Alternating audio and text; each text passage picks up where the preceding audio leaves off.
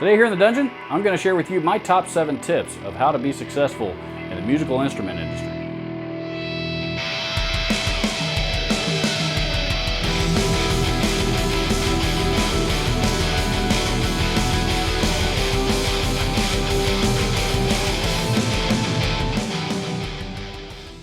I've been very fortunate to have had a fair amount of success in the musical instrument industry, particularly the guitar side of it. And I have frequented lots of music stores over the years, and some even, some new ones even here recently. And I've seen lots of people, lots of things out there that tell me that there are still a lot of good people that are working in the industry and working hard at it, and some other things that I've seen that to me are absolutely appalling. So I thought that I would share some of the things that allowed me to be successful, and hopes that some people can take some of these things and either continue to improve or make themselves even better than they already are. So let's get to it. Number 1, assume every customer is a millionaire until they tell you otherwise. This may seem like sales 101, but I see over and over and over again too many music store employees that assume that a particular customer isn't going to be interested in a real high-end piece of gear just based on their appearance or their age or whatever it might be.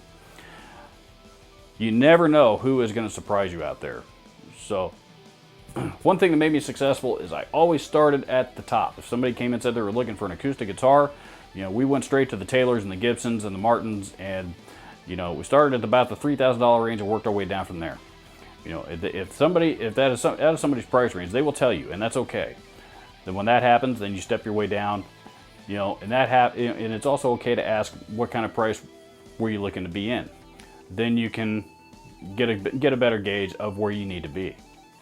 And please don't misunderstand me. This is a mistake that I myself have made on more than one occasion. A young man came into our store and was interested in a particular bass. I greeted him and and showed him around a little bit, and sure enough, later on, he liked the high-end Fender jazz basses and things like that, and he walked out with nothing, and which is pretty much what I had expected to happen. What I didn't expect to happen was the next day he came back in with his parents after he had already done his homework, and his parents were willing to buy him whatever he wanted. Not only did I get a much larger sale out of it than I was expecting, but I also earned a customer for life, because I went out, I made sure and put forth my very best effort to take care of both him and his family. And every time they came back to visit the store after that, I was the first person they were looking for. Number 2, go the extra mile. Hashtag do the work. Always put forth your best effort when working with customers. I was in a guitar shop not long ago, and a man was in there buying a new guitar that was appeared to be about a $300 Squire Telly from where I was standing watching this take place, and did not want to spend the extra money on a gig bag to take it out in, and that's okay. Some people don't want to do that. The clerk did happen to find a new one in a box for him, so he took it out of the box so that the customer could inspect it, but left all the packing material on the floor, took the guitar, slid it straight back into the empty box, and handed it to the guy. What I think should have happened is he should have taken another minute or two and put forth a little bit more effort to find some packing material to wrap that guitar up nice and safe so that it was in absolutely pristine, brand new condition when the customer got it home, just as it was as he had inspected it in the store. A guitar sitting in a empty box, cardboard can scratch finishes, things like that. And I've witnessed things like that all over the place. And unfortunately, it's just laziness. And to be clear, I get it. Sometimes business slows down, and sometimes our morale and our energy slows down with it. There was one time that I was behind the counter, and it was one of those days. It was slow, the energy was low, and our energy was down with it. And a pair of young ladies walked in that we had never seen before. We didn't know them. They had the most beat up, ugliest Les Paul Jr. that I had ever seen before in my life that they were trying to sell. And it was a Gibson, but it was the most beat up guitar ever. This couldn't have been, at a glance, I figured this couldn't have been any more than a $200 guitar, at best. they said that it had belonged to their uncle who had recently passed away. They were willing to take $50 for it, whatever it was. They were just trying to clear out the space. So I looked over it. Honestly, I was looking for kind of structural cracks, anything that was a valid reason not to buy this thing, just so I didn't have to put any effort into it. And as I flipped it over, I noticed on the back of the headstock that the serial number was actually stamped into the back of the headstock, which was very unusual. So all of a sudden, I knew that I was not sure what I had, and I needed to dig in a little bit further. So we did some research. We consulted a few people that we knew would know a little bit more about this guitar. And this guitar actually turned out to be a 1957 Les Paul Jr. Remember, these people were only asking $50 for this guitar. I got to greet them and say, I'm unable to give you $50 for this guitar. Would you accept $2,500? Can you imagine the looks on their face when all of a sudden they found out they were going to be walking out with $2,500? Not only that, but can you imagine how many times they shared that story, which is good for everybody. Those kinds of things are only going to drive more people into your store and drive you more business. Number 3, treat every instrument like it's the Hope Diamond. And what I mean by that is not only your merchandise, but that is your living. Not only is it your living, but it is also somebody else's dream. Every single instrument, I don't care if it's a $100 Squier Telecaster or if it's a vintage 1952 Telecaster. It doesn't matter. There is somebody out there that wants that guitar, whatever instrument it might be. And I'm also referring to the $100 Casio keyboards and the $200 junior size drum kits and all that stuff. There's somebody out there that wants those instruments, and they're going to make somebody very happy one day. And that is something that I always took to heart.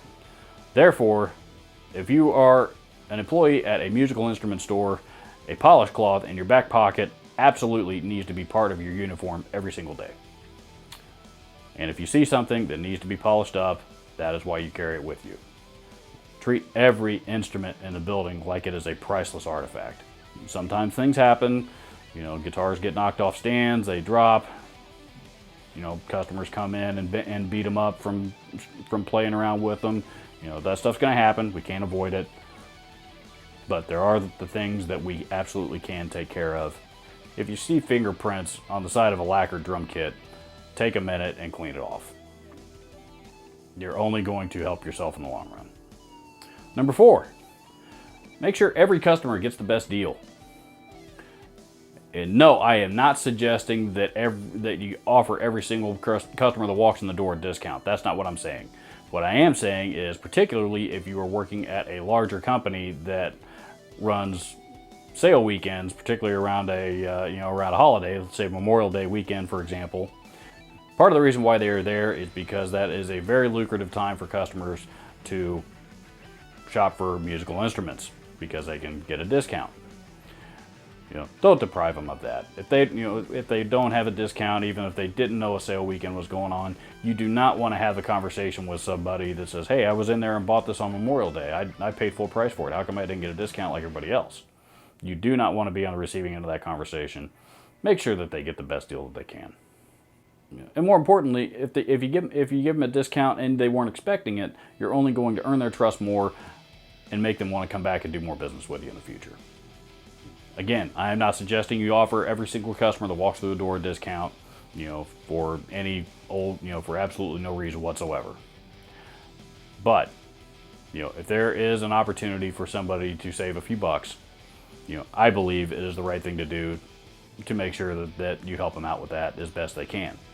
There are lots of brands in our industry, such as Bose and Mesa Boogie and Apple and Earthquaker devices and JHS pedals and Full Tone and Friedman and lots and lots of other brands out there that do not allow their dealers to discount their products at all.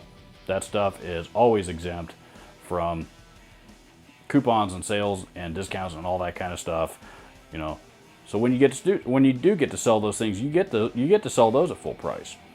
Oftentimes you also get to sell the add-on stuff, which, like the cables and the strings and the picks and some of that other stuff, the smaller, lower price stuff. We get to sell that stuff at full price pretty often as well, and you're going to make your money back in some of those other areas.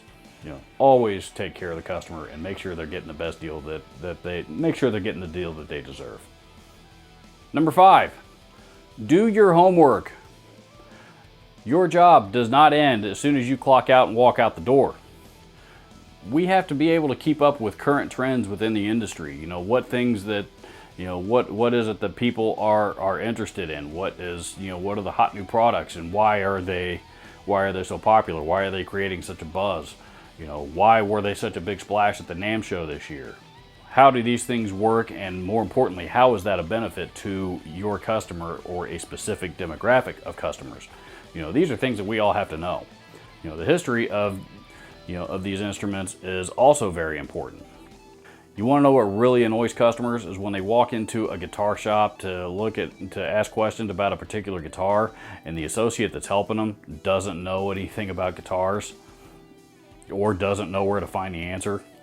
I see people complaining about that over and over and over again, and it is so easily rectified. Yes, there is a learning curve, and there is certainly something to be said in that regard for inexperience.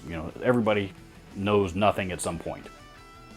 But I knew that I could control how knowledgeable I appeared to customers when they walked in the door and began to talk to me for the first time. I found that customers found me to be a lot more knowledgeable and were willing to put their trust into me a lot easier. If I were somebody that knew that when Leo Fender first set out to design electric guitars, the reason why he designed them was with a bolt-on neck was for ease of replacement should the neck ever need to be replaced. And also, in removing the neck, that is why the truss rod adjustment was down at the bottom of the neck. And also later on in the 60s, why he moved that up to the top of the headstock so that players didn't have to take the neck off anymore to adjust the truss rod on it. Being able to describe the progression of various instruments and various things in the industry, people are going to earn your trust a lot more. And also, a lot of that stuff is very, very interesting, and just, to a lot of people, even if it's somebody that's in there shopping for somebody else, they can find a lot of that stuff very interesting, and you can capture their attention and really get them interested in what it is that you're trying to show them. Remember that downtime at the store that I mentioned earlier? That's a real good time to be researching products that just came out or that you just received for the first time and you might not know anything about. Google and YouTube are your friends in that instance. Use them wisely and use them liberally. Number 6, your memory is the most powerful tool at your disposal. I admit that this is a skill that might be a little bit more difficult for some people to develop, and I have been blessed with a near photographic memory. And what that allowed me to do was remember a lot of customers by at least first name, oftentimes first and last name after only dealing with them one time. And that alone will leave a very solid and positive impression on people and inspire them to come back and see you again. Why? Because it tells them that you care. And you care about their interest, you remember what they bought last time, and you are interested in working with them again. And that makes people feel very safe, very welcome, and very secure in doing business with you. If you're not all that strong in the memory department, find a way to figure it out. Start write it down. Make a note and put it in your phone or something. So that way when somebody comes in, at least if you can't remember their name, I found it was always a lot easier to remember the guitar or whatever piece of gear that they bought last time they were in. When you show them up front without them asking that you remember that about them, that not only brings the guard down, but it also gives you something to talk about that relates directly to them, that's personal to them, and that is how we build relationships. Just about every single one of my relationships got started from me putting forth an effort to remember specific personal things about the customers that I dealt with from the first time that I dealt with them. And the best part about that is I have many, many, many lifelong friends because of it that I still communicate with regularly today. That's what makes this business fun to work in. Number 7, if you don't know the answer, know where to find it. This kind of goes along with number 5 in doing your homework, but the fact is every music store has its own set of employees, each of whom has their own unique skill set and what they specialize in. Be it acoustic guitars, somebody is probably going to know a lot about recording. Somebody's probably going to be a drum guy. Somebody's probably going to be a bass player or high-end bass player. At my store, I was the go-to guy for the pointy metal guitars, Marshall amplifiers, and gear on the used and vintage markets, and what those trends and things were going for. I was very, very, very successful in those areas. And guess what? Most of my customers were centered around those areas. Because they also had the same interests. But that does not mean that I was not qualified to deal with a customer who is interested in high-end acoustic guitars, which I do know some. I do know some about high-end acoustic guitars, but not nearly to the extent as I do in those other areas. If I had, if there were things about those things that I didn't know, number one, I was honest with the customer, told them I didn't know. But not only do I not know, but I'm going to find out for you. Give me just a moment. Remember what I said earlier about Google and YouTube being your friends. If your store doesn't have internet access, pull out a cell phone or a smartphone or get on the internet somehow and find the information that you need to know. Don't let the customer walk out with questions. Number 8. I know at the beginning I said this was going to be a list of 7 tips, but this is another one that I just thought of as I was going through this list, and this is probably the most important of them all. Be passionate about what you're doing. We come to work in the musical instrument industry because we love musical instruments and we love music and we love, all the things that go along with it. Nobody's here to get rich. Well, most of us anyway. But most of us should be here because we love the business. If you're not passionate about what you're doing, and you're not passionate about what you're talking about, and what the energy that you're trying to transfer to the customer to get them as excited about that Fender Strat that you're showing them, you want them to be as excited as you are about it. And if you're not passionate about this business, it is going to be a lot harder to transfer that energy and a lot harder to be successful. We all have bad days. We all get frustrated for any number of reasons. We're human beings, and all of those are okay. Those things happen. But at the end of the day, this is one of the coolest jobs on the planet. And, I have found it is an absolute privilege to work in this business. If you happen to get a job at a guitar shop and there happens to be an employee discount that comes along with it, and that's the only reason that you're there, you're not going to last long. Those people never do. But if you're the kind of person that's working at a guitar shop and a brand new pedal comes out that you've never seen before, and your eyes light up as soon as you see the box for the first time, much less even without hearing it, you're probably in the right place. As I mentioned, it is absolutely a privilege to work in this business. I have worked in some other industries outside the MI business before, and while I certainly don't have any regrets, I learned a lot of great skills in some of those other industries, but it's just not the same when it's things that you're not passionate about. If you're in the business that you're passionate about, by default, you can't help but be more successful. I left the industry for a while. I learned a lot of things while I was away, but eventually I found my way back, and while I don't work in a store anymore, I'm working in another area of the industry, being right back where you belong, in a place that you're passionate about. There is no better feeling in the world. If you enjoyed this video, please consider hitting the subscribe button to my channel. There's also a little bell icon right next to the subscribe button, and when you hit the two of them at the same time, you will get alerts of when I upload new videos to this channel every Wednesday and Saturday morning. Please leave me a comment down below and let me know your thoughts. And last but not least, any and all applicable links will be down in the description. Thank you so much for watching. We'll see you soon.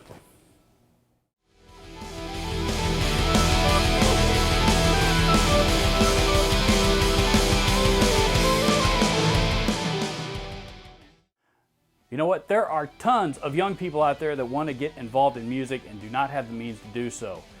If you are watching this video, most likely you're a musician, and many experienced musicians have tons of broken and unwanted gear lying around that they're not doing anything with.